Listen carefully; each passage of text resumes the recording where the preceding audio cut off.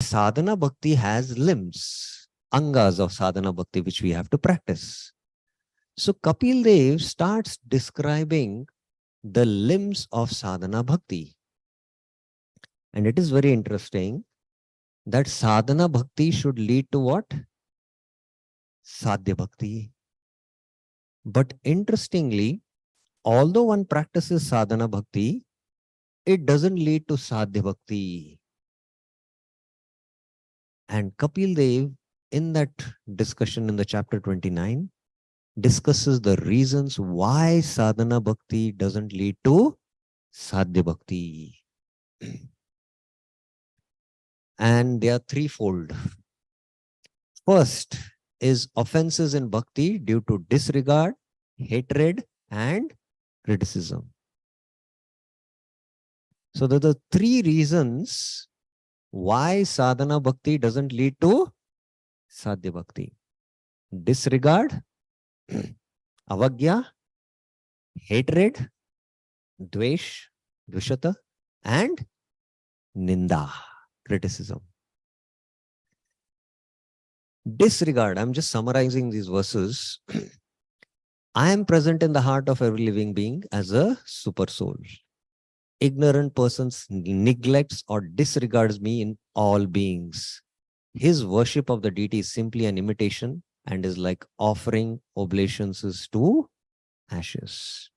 So if we don't respect every living being, we commit what? Aparadh. Now, again, this is an elaborate discussion, which is there in our seminar.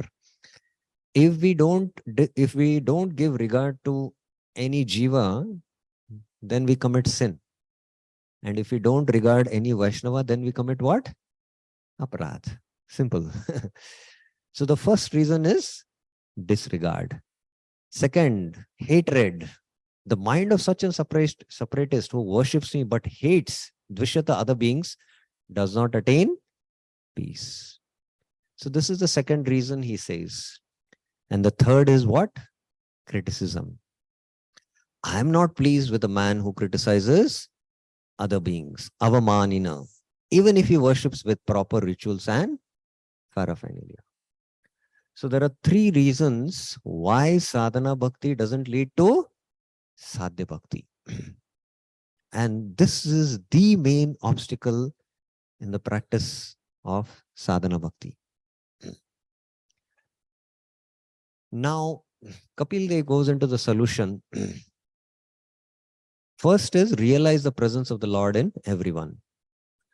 Until one realizes my presence in his own heart and in the heart of others, one should perform his prescribed duties and worship my deity. So now he is giving the solution.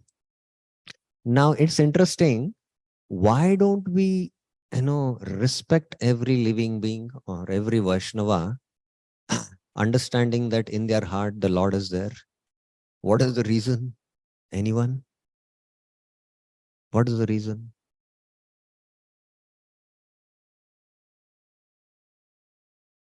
What is the reason? Prabhuji wants the question to. Why we don't respect every living being or every Vaishnava? Because in their heart, Krishna is there in the form of Paramatma and he's a Jiva. So why we don't do that? What is the reason? Yes.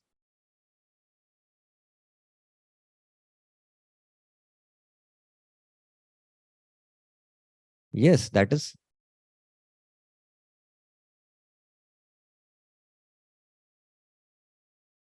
Okay.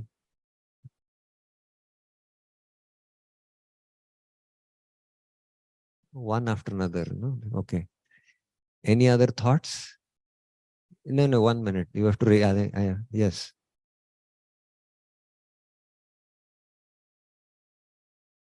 Okay, we discriminate. Yes.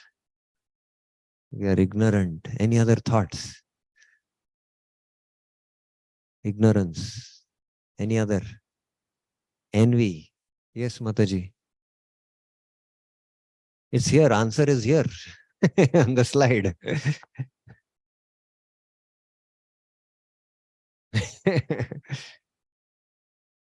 Yes, we have not realized the Lord in our heart.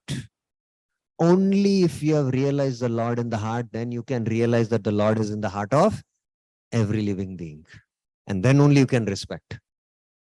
Now, if you have not realized in our heart the Lord, that means we are committing always. Now, until we realize the Lord in the heart, then what you have to do? Kapil Dev is saying, do your prescribed duty of deity worship.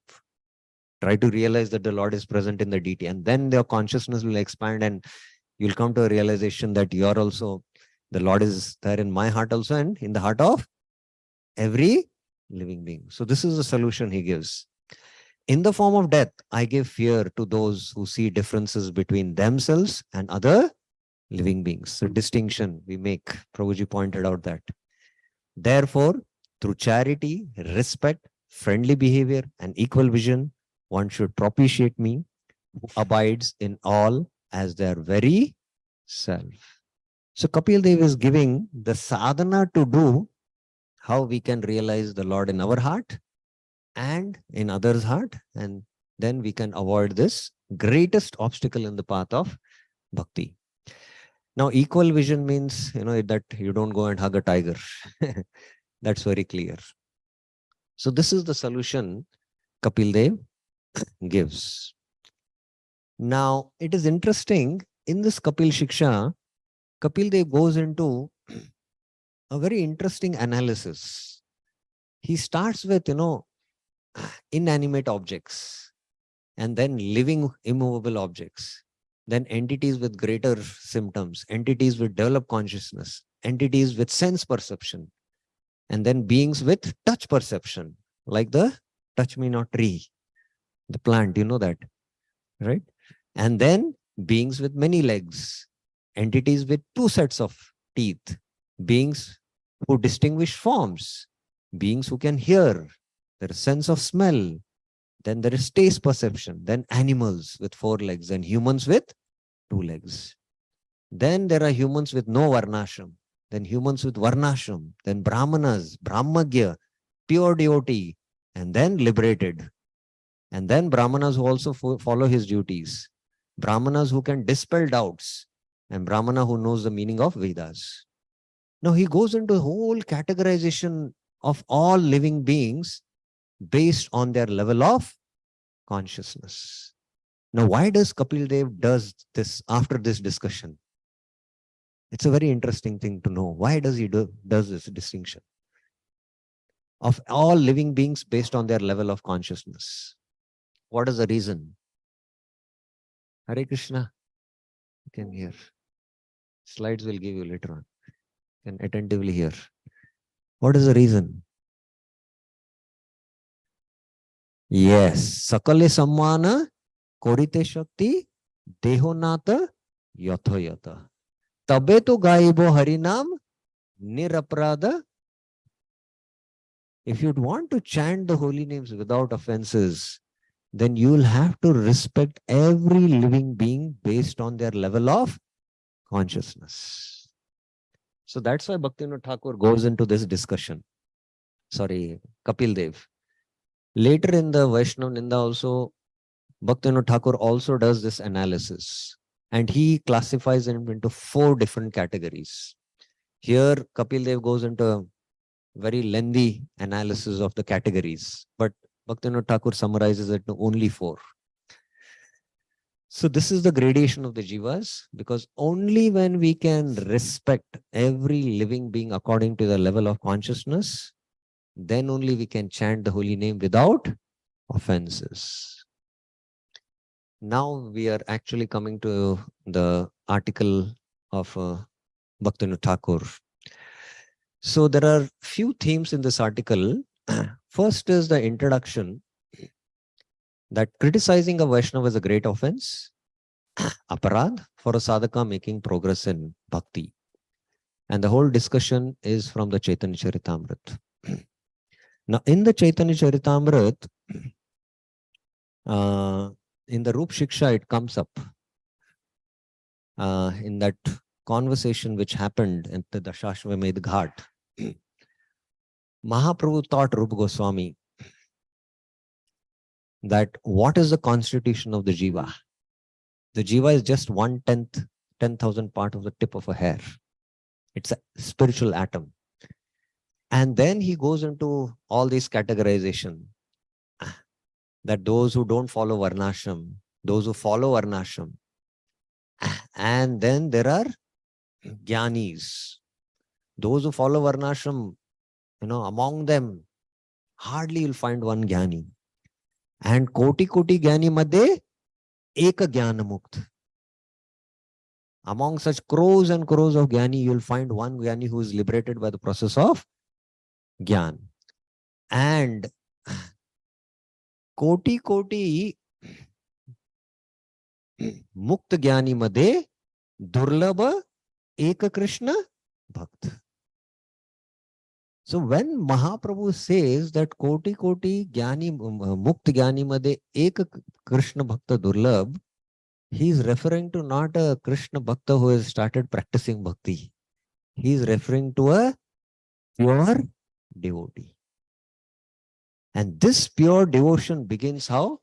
Brahmande Brahmite kone bhagyavan jeev, Guru Krishna prasade paye, bhakti lata bij. It begins by getting the bhakti lata bij. And by the Shravanadi Jal, slowly one makes advances in the process of bhakti. And then he attains the lotus feet of Krishna. Then Mahaprabhu says, Kintu yadi Vaishnava aparadh ute hati mata. If even up to the highest stage, even at the stage of prema, Kintu, if he commits an offense to a Vaishnava, then uphadeva chinde. The bhakti lata is uprooted from the root. And that whole discussion we discuss in one class about Prabhupada's purport on these two verses. So this is the introduction, which is part of the discussion and which we briefly discussed. The next thing is about Bhaktivinoda Thakur's article on Vaishnava Ninda. It is an article which Bhaktivinoda Thakur wrote in 3 essays. And we give the English transliteration and the additional notes and flowcharts based on what Prabhupada has to say in his purports, what Bhaktivinoda Thakur is saying in the essay. So we'll just briefly look into this article of Vaishnava Ninda. So as I mentioned, we cannot go into this discussion of Prabhupada's purport on Chaitanya Charitamrita because it is a very elaborate discussion, which will require a class at least. Okay. Now today we are just going to introduce what exactly is Vaishnava Ninda. Now Bhaktivinoda Thakur begins. This is Bengali, but you can see it is also translated in English. Jiva yata prakar aparadha karite paren, tan madhe Vaishnav Ninda tulya ar bhayankar aparadh nahi.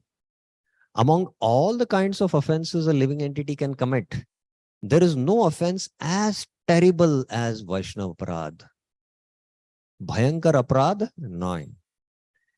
Ataiva Vaishnav Ninda kahake bole, ihara yata shastra vichar kara avashak.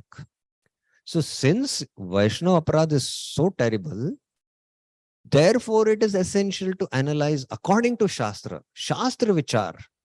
What is referred to as Vaishnava aparadh? What is called as Vaishnava aparadh? Now many times I hear devotees, Prabhu, I'll not discuss about it. It's Vaishnava aparadh. But Baba, you should know what exactly is Vaishnava aparadh. What exactly constitutes a Vaishnava aparadh? So as I was mentioning in the beginning of the talk, Bhaktivinoda Thakur is going to analyze who is a Vaishnava, firstly. And after studying that whole discussion, which takes at least 6 hours to discuss who is a Vaishnava, then we will all realize as practicing devotees that we are not Vaishnavas. And those who are not Vaishnavas whom you think, you will start realizing that they are Vaishnavas. because, Bhaktivinoda Thakur goes into a deep understanding of who is a Vaishnava. And then what constitutes Vaishnav? Aparadh. So that's why Shastra Vichar. From Shastra, let us try to understand what is Vaishnav Aparadh. Now he gives a quotation. Skanda Purane Likit Hayache. The Hari Bhakti Vilas cites the following quotation from the Skanda Puran concerning blaspheming of a Vaishnava.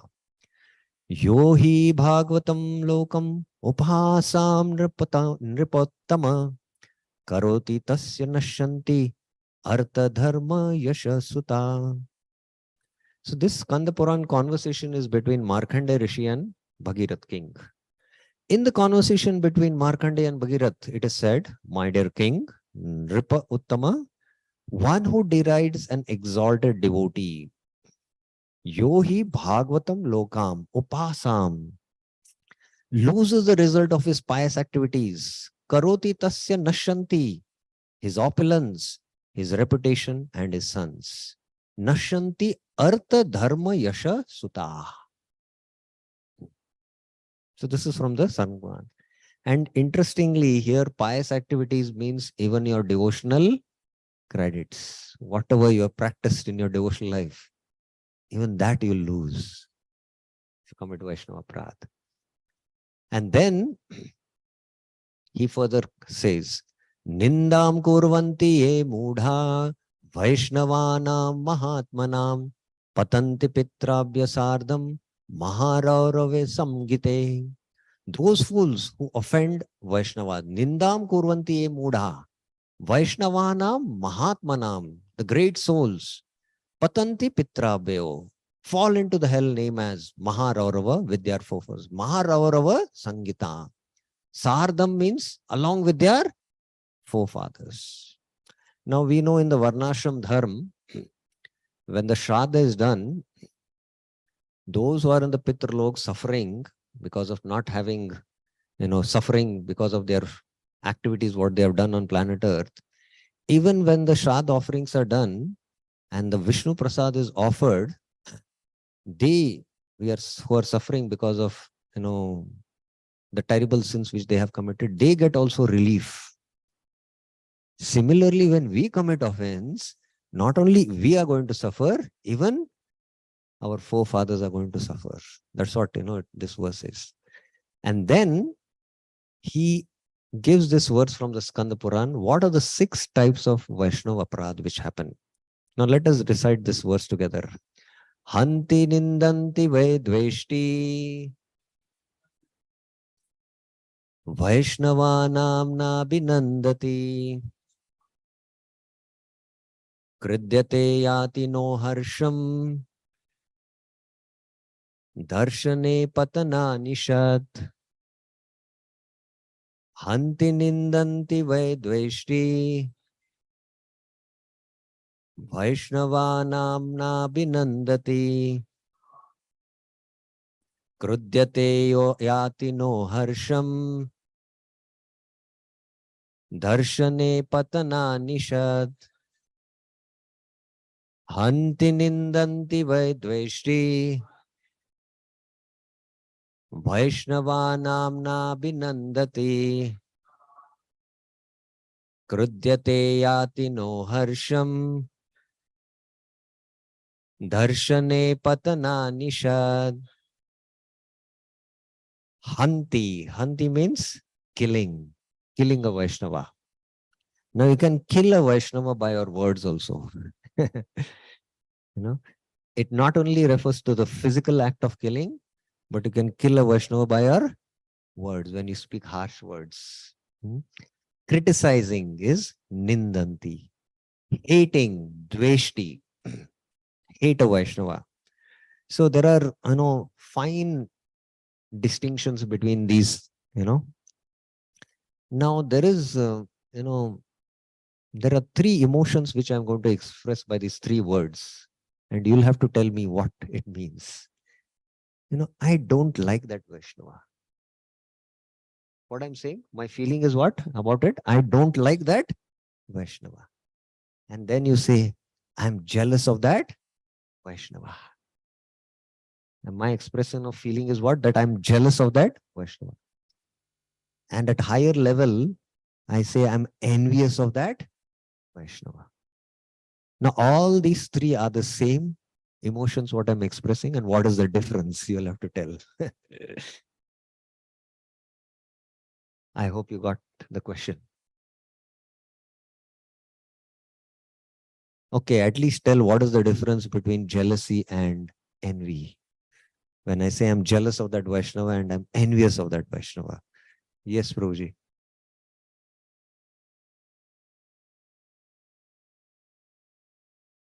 Mm-hmm.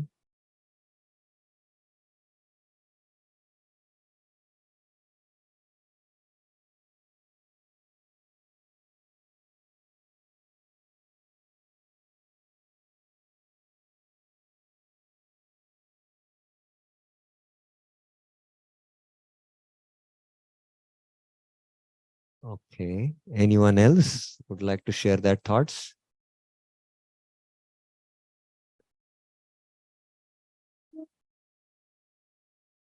I did not hear what Mataji. Owner's pride, neighbor. Yeah, that's a famous slogan. Yes. But still, these are very, fine things which we need to understand. Anyone else would like to share?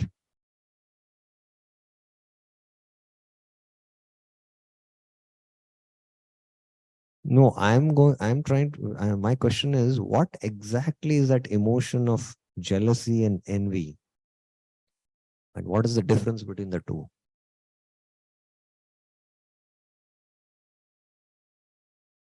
Yeah, but what exactly it is?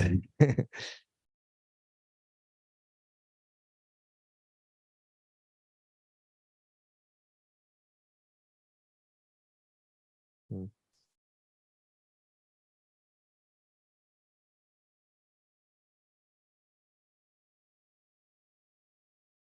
Yes, that's right. I don't like him, so it doesn't make any. Just that I don't like him. That's the feeling. Jealousy means, as Prabhuji is saying, that something he has. You know, why is he more famous than me? I have come before in Krishna consciousness. Why is he getting so much attention? Why people are attracted to his classes? So jealousy means I burn in the heart seeing him. But envy means, I am burning. I will also burn him. That means I try to harm. I like a bullet. I have attraction for it. And my friend has got a bullet now. He's bought a new bullet car. And seeing the bullet, I am feeling jealous.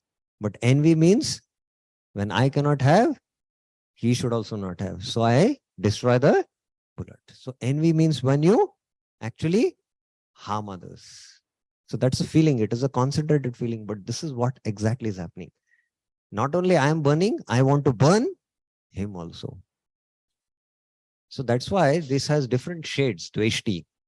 And Vaishnavanam na binandati, not welcoming a Vaishnava. Now, again, this is an elaborate discussion because if you see all these, you'll find in the Srimad Bhagavatam. Brahaspati was not welcomed when Indra was in that sabha, right? And Brahaspati could understand. He immediately left the place. And Indra understood I have committed a offense. So just did not welcome. And what happened? He lost his guru. There was no one to do the yagyas. So they got whom? Vishwarup. And Vishwarup was Samadarshina. He was offering oblations both to the Devatas and the Dhanavas. When Indra came to know, what did he do? Killed him. So just not welcoming led to what? Killing a Vaishnava, Hanti. And then later on, because of that, what happened? Who was born? Vritrasura. He ended up killing a what? A pure Vaishnava. So there are different levels even in these 6 types. So Vaishnavanam na binandati.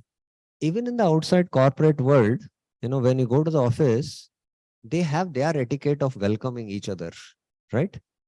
So in our Vaishnava circle also, there is an etiquette by which we welcome Vaishnavas. So na abhinandati. And krudyate. Krudyate means becoming angry upon a Vaishnava.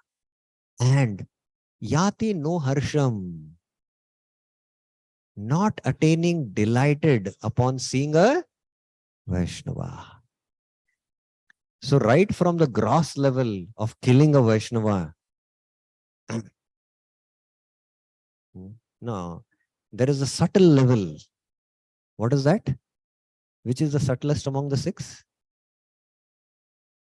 Not being happy seeing a Vaishnava. And even that has a subtle impact on our consciousness and on our chanting. On our chanting. So just like imagine you're, just got into a post-graduation college in Switzerland and you land up in Switzerland and for 10, 15 days you have not seen an Indian there. And you're missing your home country. And suddenly on the street, out of nowhere, you see another Indian coming. You have no relationship with him, but once seeing an Indian, what will happen? You are happy. And you go and speak to him as though you know him.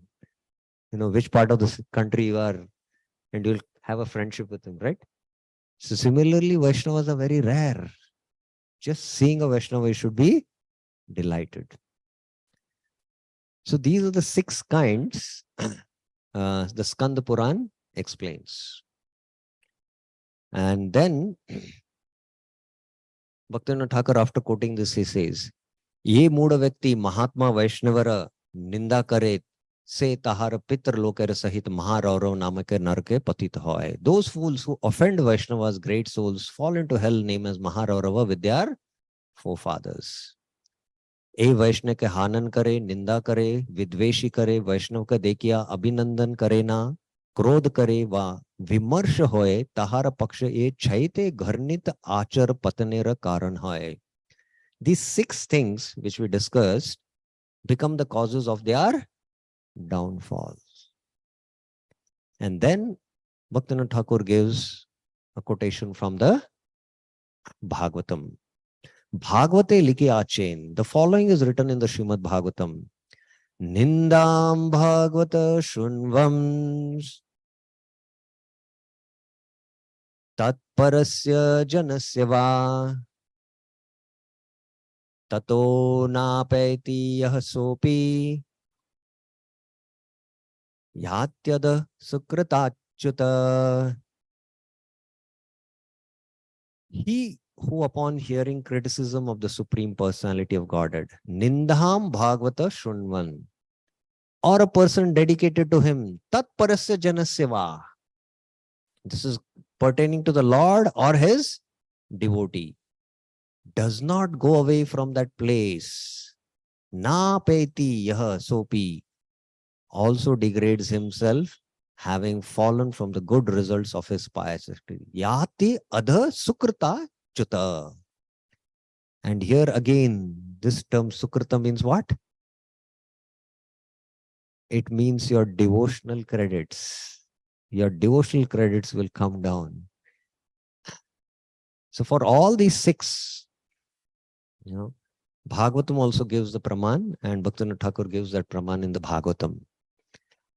Now, Eistale Bhagwan ya Vaishnavar Ninda Haicha Chen, Ei Seistana Tyag Karyana, Ana Ena Tini Samast Sukriti Hoite Chuta Hoya Adogachati Prapt Hoye.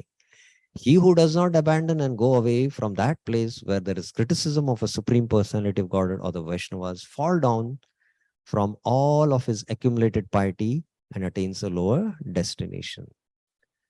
Now, these are the 2 main introduction themes of what exactly is Vaishnava Ninda. Now, as I mentioned, Bhaktivinoda Thakur goes into elaborate discussion on this subject. And I'm just introducing you at what are the topics Bhaktivinoda Thakur is going to discuss in this subject. Firstly, as I was mentioning, Bhaktivinoda Thakur goes into the categories of jiva and the appropriate conduct we should do. There are different kinds of living beings, and we should respect them according to their level of consciousness. So Bhaktivinoda Thakur first analyzes human beings into 4 categories and how one should respect accordingly. So this is the first thing he discusses. And then, as I was mentioning, Bhaktivinoda Thakur is going to describe who is a Vaishnava. And firstly, he analyzes from the Bhagavat perspective as who is a Vaishnava. The Kanishta, Madhyama and the Uttama. And then he classifies the Vaishnavas based on Mahaprabhu's teachings of Vaishnava, Vaishnavatara and Vaishnava-tama. So after having analyzed that who is a Vaishnava, then he comes to the topic of what constitutes Vaishnav Aparadh. So then it is very interesting. Bhaktivinoda Thakur goes into discussion of what is Naam. Naam means what? Name. And what is the difference between Namabhas? Namabhas means it is not name. It is the reflection of the name. Now, why he discusses this is because he makes a point that those who chant Namabhas also, they are not Vaishnavas. And what to speak of those who chant Namaparad. So even Namabhas also, he says, those who chant Namabhas, they are not Vaishnavas. Now it's very interesting discussion, and it will be very interesting to find out that who is a Vaishnava. Because from the Bhagavat perspective also, the Kanishta, Uttama and Madhyama understanding is very, very deep. And from Mahaprabhu's perspective also, it is very simple. It's very simple. Mahaprabhu says, Yandra Mukhe Eka Krishna Nam, from whose mouth once the name Krishna comes, say Vaishnav, Kari Tahar Samman. So he says that he is a Vaishnava and you have to respect him. He's a Kanishta Adhikari. So anyone out there, he says once Hare Krishna. According to Mahaprabhu's definition, he is a Vaishnava. He is not having Kantimala. He is not having Japamala. He is not having Tilak. He doesn't come to the Hare Krishna temple. But according to Mahaprabhu's definition, he is a Vaishnava. And who should respect him? Who should respect him? No. Everyone doesn't recognize him as a Vaishnava. Interesting, right? Who should respect him? We who are so-called Vaishnavas. Are you getting this point? No. Yes or no? Yes or no? Yes. So we should respect. Because we are able to identify that he's a Vaishnava. And none of us can identify him as a Vaishnava. Only we can identify as Vaishnava. So that is why even in Updeshamrit, it is the Madhyam Adhikari who can discriminate who is a Kanishta and who is a Uttama. And he should respect and associate according to their level. So similarly, it is we who have to respect that Vaishnava. And if we don't respect and don't recognize him in Vaishnava, then it is what?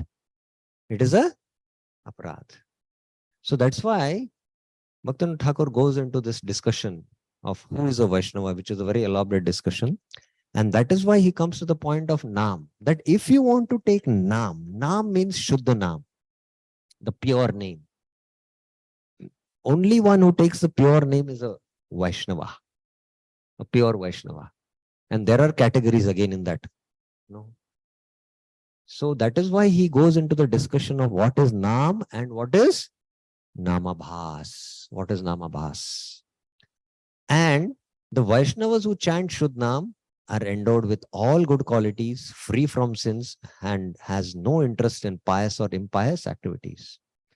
So one who is a Vaishnava who chants Shuddhanam, he is endowed with all good qualities. He is free from all sins, and he has no interest in piety or sin. Now again, I'll just briefly touch upon that one who chants Shuddhanam.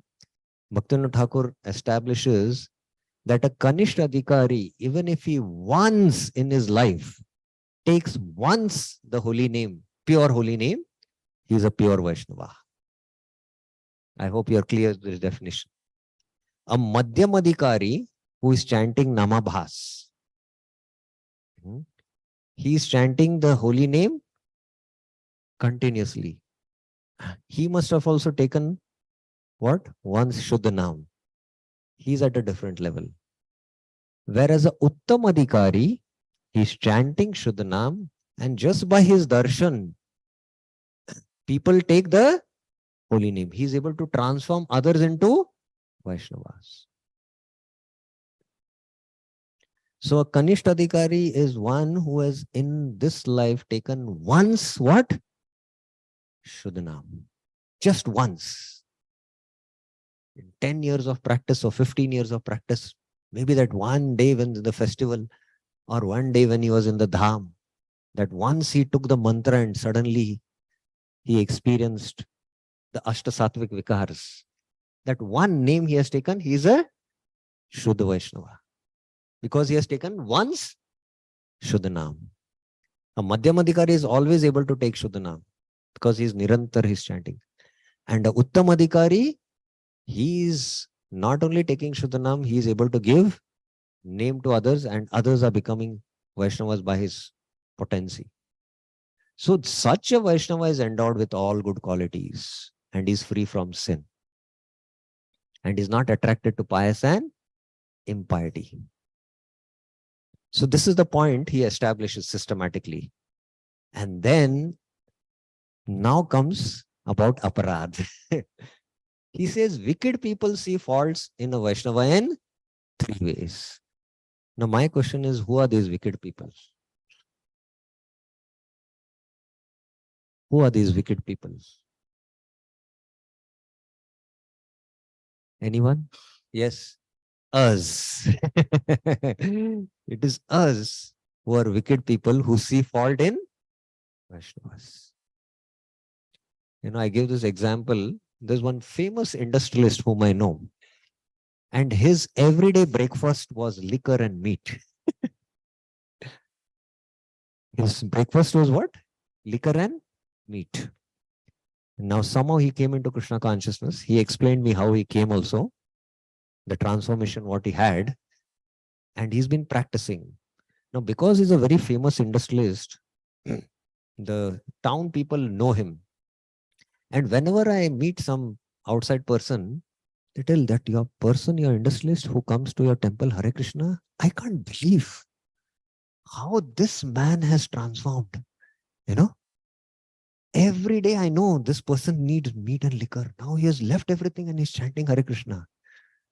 So this outside materialist person is appreciating because of this transformation. And we in the association of devotees whom he is associating, we find fault with him. So these wicked people are who? Us. So in 3 ways he says. And then he explains that I was telling that what really constitutes Vaishnava Aparad, we have to understand. Oh, time is up. I did not realize. I'll just finish it. The faults of others can be deliberated upon if one has virtuous motive. If there is a sad udesh, then you can point out faults. If you have a sad udesh. And then what are these 3 types of sad udesh? Desiring the welfare of the person criticized, desiring the welfare of the whole world, or desiring one's own welfare. That is again a elaborate discussion. So that is why we should not have this misconception, if I discuss anything, it is a Vaishnava Aparad. So Bhaktivinoda Thakur elaborates on that. And then one of the reasons why we commit or find fault or commit Vaishnava Aparad is because of association, bad association. So Bhaktivinoda Thakur ends his article, how to abandon bad association. And then it is only possible for a Madhyamadikari to serve saintly persons and unrighteous activities corrupting for a Madhyamadikari.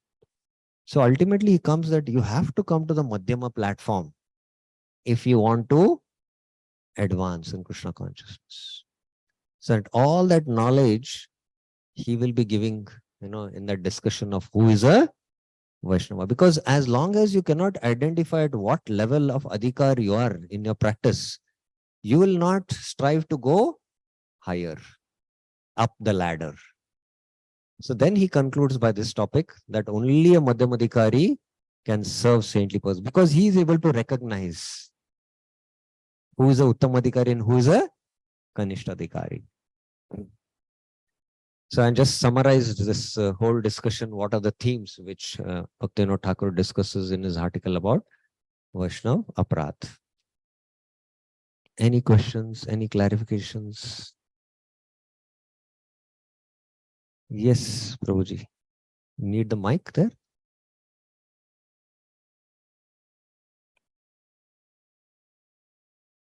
Yes.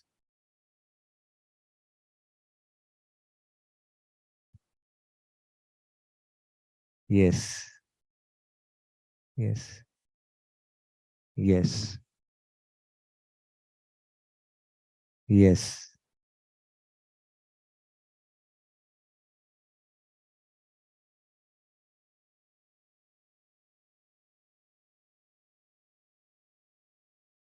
Yes. Again, now, Bhaktivinoda Thakur in his article goes into an elaborate discussion of what is pap and what is aparad. There's a drastic difference between the two. And Bhaktivinoda Thakur points out pap has to do with the stool and the linga sharira. Whereas aparad, he says, is atma patenera karan.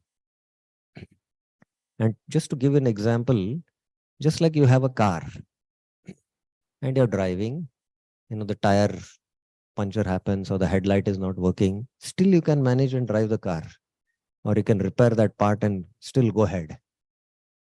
But aparad means the driver who is driving the car, he goes into coma. Neither the car can move, nor he can move inside sitting in the car. So aparad means what? It directly affects the soul. Directly affects the soul. Now he can't do anything because he's collapsed there. He's injected. He's gone to sleep now. So the papa affects the stool and the linga sharira, the gross and the subtle body. Whereas aparad affects the soul itself. The soul's progress is completely, it is seized there. So of course, there are deeper understandings of that, and we'll have to go deep into that whole pastime of the Daksha Shiva pastime, which we elaborately discuss in the themes which will come there. And there the finer understandings will come of what exactly is the difference. Now, it is observation also of mine, which I have observed, and Shastra also is quoting. A devotee, when he is practicing devotional life, although he might be suffering because of his past reactions and he's going through bodily troubles, but still he is able to practice his spiritual life. Although he's having difficulty because of the papa, sometimes we are suffering and we have difficulties in chanting our rounds or executing devotion, but still he continues. But it is an observation that one who commits offense, he loses the taste for devotional activities and he is no more, able to practice his sadhana bhakti also. Yes or no? Have you observed this or no? Yes. So that's the difference. And again, this is a very elaborate discussion. Only when we study the Daksha Shiva pastime, then we'll get a very deep insight about how the effects work for Papa and Aparadha. Is it okay for now? Yes. Suppose the devotee is practicing bhakti and is made certain level of advancement, then he commits an aparadh, so there is a break in his progress. Yes. Now, after he overcomes the offense, he understands, rectifies, repents, again he starts practicing bhakti. So will he continue from the same level? But yes, these are the standard questions I get. Again,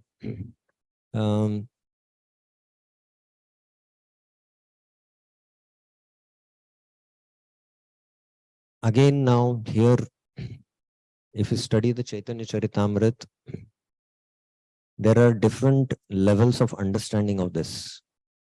I'll give you first the highest understanding which Bhakti Rasamrita Sindhu gives. In the Bhakti Rasamrita Sindhu, in the Eastern division, there is Prema Bhakti discussed, right? And then Rupa Goswami mentions that if somebody, even at Prema Bhakti level, commits an offense. Now, nobody commits an offense after Bhava. Till Bhava, we have to be careful.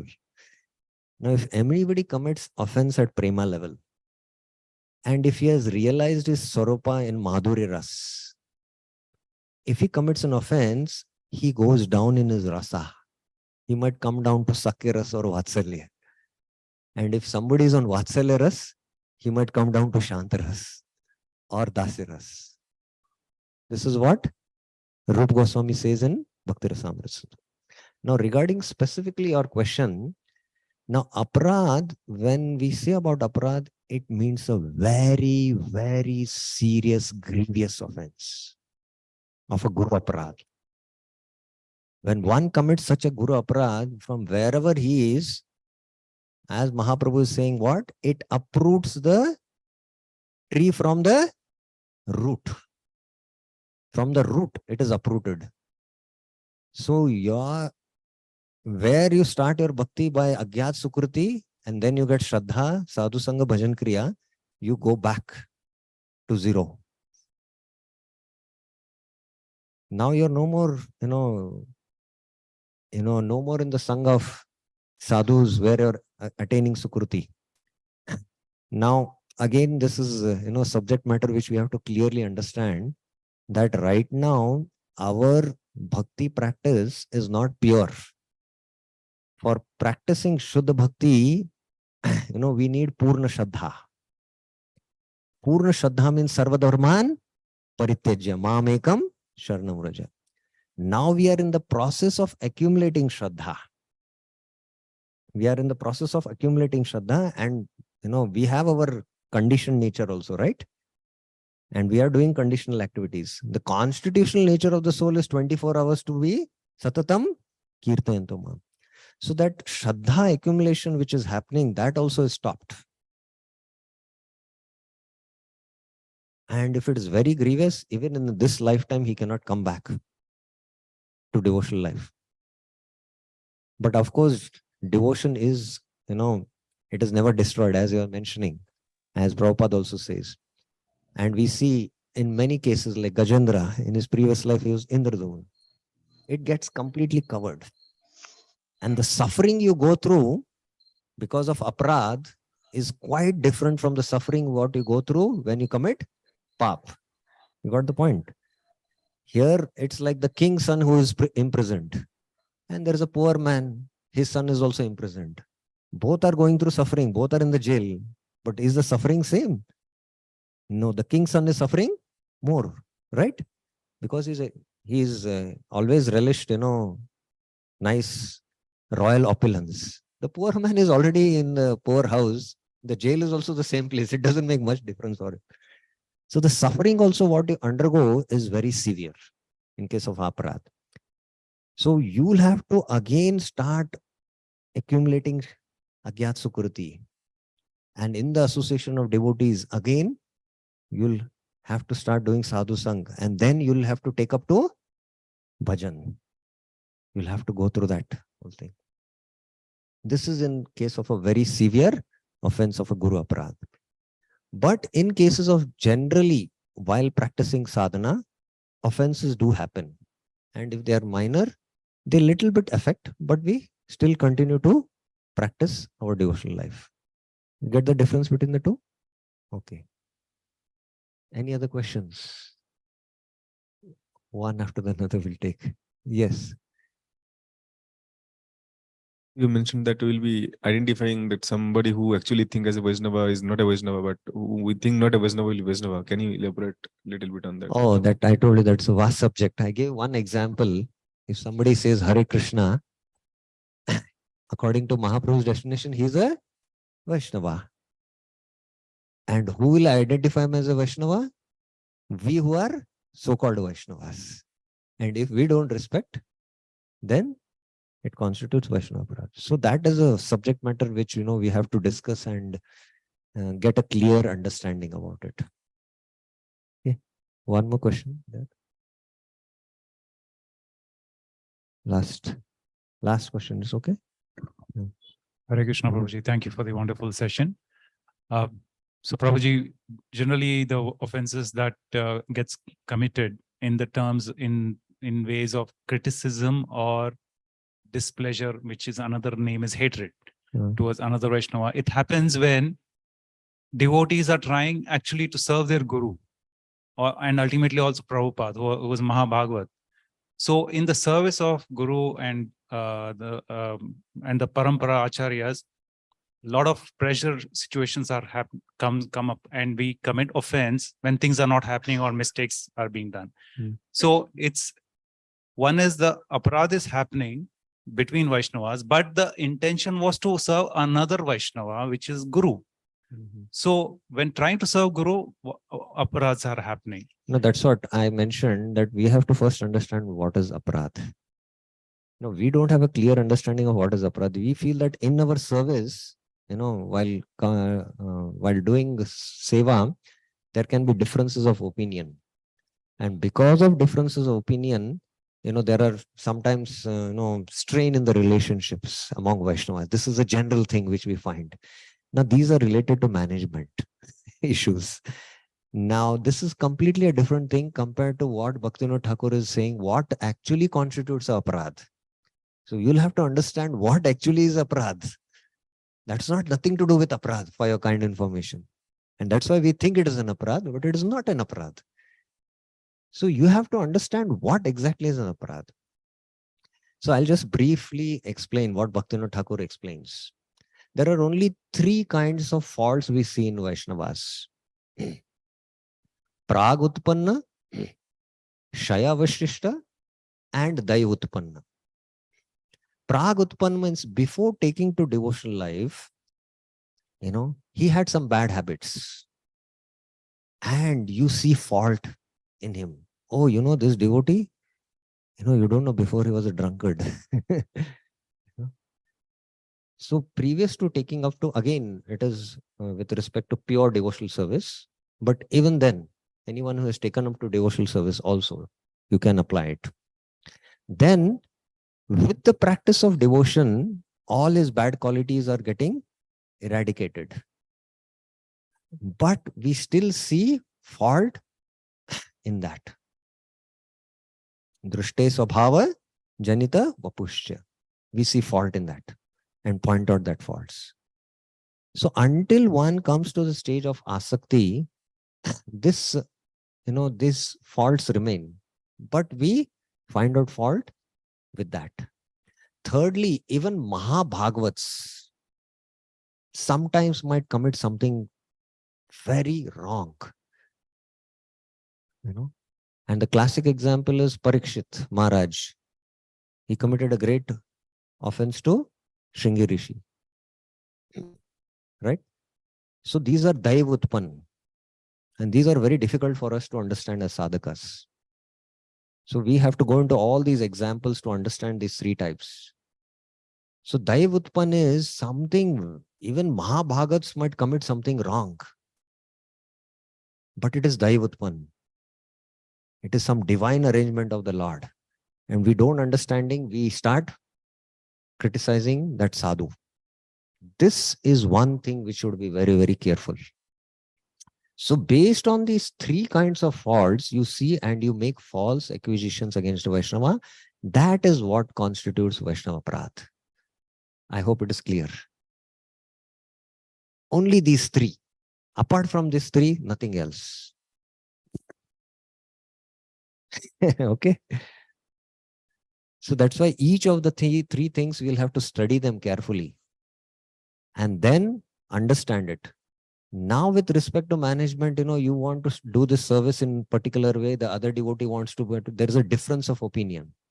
Now, usually it is because of lack of maturity between the devotees that, because of this difference of opinion, we just can't get along with each other. Matbhed leads to manabhed, right? So that is lack of maturity. That has nothing to do with what? Vaishnava Aparadh. Are you clear about this now? Yes or no? Yes. Yeah, that's what we have a. And if anything that hurts a person, and if he's a Vaishnava, I thought that's Vaishnava Aparadh. I mean, either physically or even background.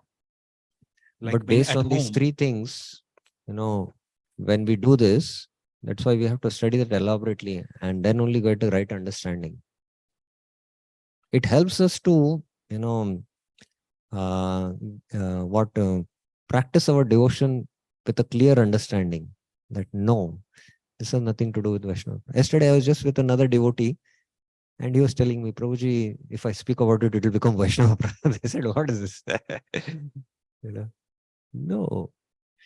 So you have to have this clear understanding. So Bhaktivinoda Thakur brings out that. And Prabhupada also brings out that. So in this whole article, we present what Bhaktivinoda Thakur is saying and what Prabhupada in his purport has said. Prabhupada practically speaks the same thing, but sometimes it is difficult to decipher from Prabhupada's purports that this is, Prabhupada is saying the same thing, but so that's why we have to study and have a clear understanding, and then it helps us. Okay. Yes. Yes. These 6 things are there. These 6 things are offenses which we can commit.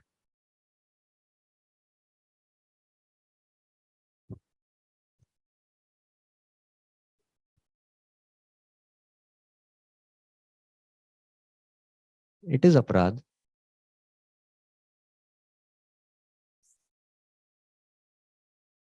Okay, you want to find the correlation between these 3 types and the 6. Now, when you're jealous or envious of a Vaishnava, then you don't feel happy seeing him, right? Yes or no? Yes or no? Yes. Yes. So that's a correlation. We bring out that correlation also while discussing. So there is a relation between that 6 things, what constitute Vaishnava Aparadh, and the 3, 3 kinds of faults which we see. It has a relation. Got the point? Okay. So we'll stop here. Thank you very much. Srila Prabhupada ki jai. Srimad Bhagavatam ki jai. Hare Krishna. We would like to thank his guest Ramabhadra Prabhu for giving just the overview.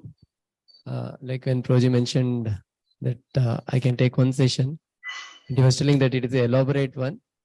It will be like a trailer, just like before the movie, the trailer is there which creates the eagerness to see the whole movie. So Prabhuji travels to different places like Goa, and even in Bangalore also he is doing this weekend a series of seminar. So Prabhuji, just to give a brief introduction of Prabhuji, Prabhuji is serving in the Belgaum temple. After his studies, inspired by the teachings of Srila Prabhupada, he joined his Belgaum temple, serving under his own Bhakti Swami Maharaj. And later, when the need was there, he was assisting his great Dayanam Prabhu in the legal team for a long time. And afterwards, again, he shifted back to Belgaum temple and serving there.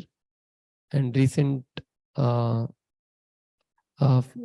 last maybe 2 years or something, Prabhuji was under the direction of Bhakti Rasamrit Maharaj, was staying in Vrindavan and wanted to go deeper into the studies of the scriptures.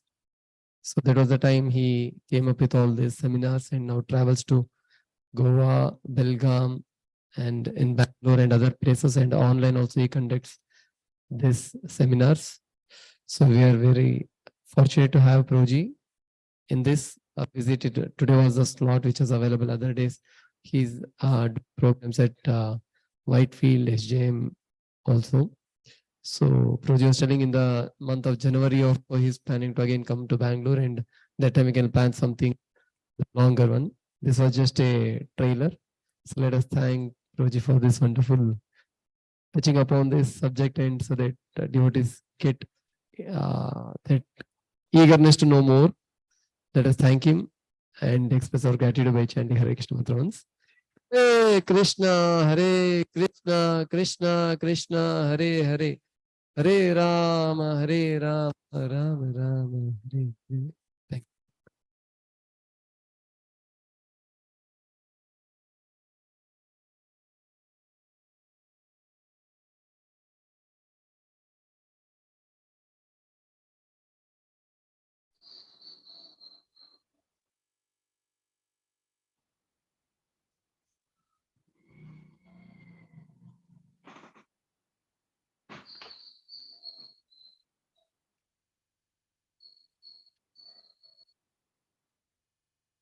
Hare Krishna to all the devotees online. So that was a very wonderful session that we just heard from Prabhu. Just wait and see if they are going to show us the darshan of the lordships.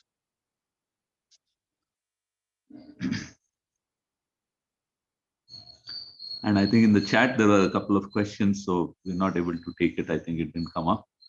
So maybe like Swam Prakash Prabhu was saying, it was a trailer. So we'll save those questions for later. So we have the darshan of the deities. Shri Shri Radha Vinodha ki jai. Jagannath Baldev Subhadramai Sudarshan ki jai. Nrsimhadev Bhagwan ki jai. Gaur Nithai ki jai.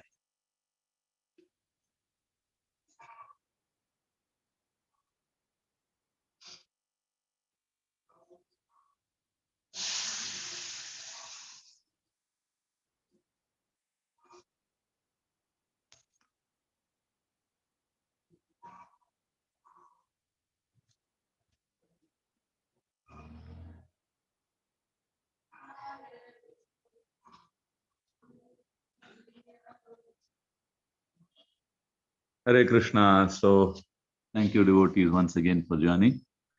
And very important topic, very wonderful topic. So just a couple of points that I had made a note. I just wanted to read it out. So what we have understood is it is the most quoted word, Vaishnava Aparad, and it is the most misunderstood among all of us. And he also spoke about what is a Vaishnava. So try to give some idea on what is a Vaishnava from the Shastras, and then also what is an Aparad. So these are two things, and that's how Prabhuji started off. So that was really very insightful, and also it gave us an opportunity to see the depth of this particular topic that we are discussing, the subtleties that are there, the nuances of this particular thing of Vaishnava Aparad. You know, so many nuances are there. So that is what Prabhu brought out.